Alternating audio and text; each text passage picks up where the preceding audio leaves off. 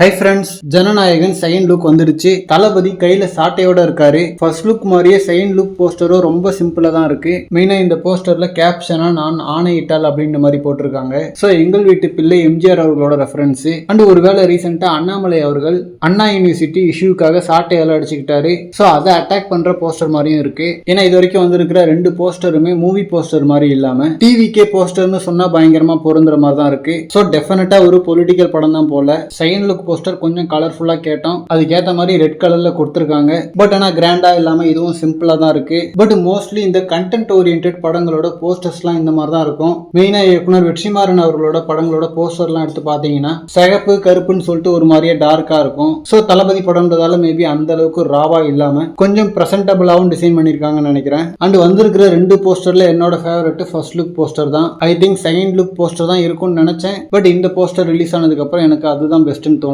And அப்படியே third look போஸ்டரும் evening 6 மணிக்கு வந்தா நல்லா இருக்கும். ஏன்னா நான் எக்ஸ்பெக்ட் பண்ண ஒரு ஃபயர் இன்னும் கிடைக்கல. ஹோப்ஃபுல்லி இன்னொரு போஸ்டர் இருந்தா நல்லா இருக்கும். ஓகே ஃப்ரெண்ட்ஸ், இந்த ரெண்டு போஸ்டர்ஸ்ல உங்களோட ஃபேவரட் எதுன்னு சொல்லிட்டு கமெண்ட்ல சொல்லுங்க. என்னோட favourite first look poster. Okay, இந்த மாதிரி தளபதி பத்தின ஹாட்டான அப்டேட்ஸ்க்கு நம்ம விஜய் ஃபோர்ட் சேனலை சப்ஸ்கிரைப் பண்ணுங்க. தேங்க்யூ.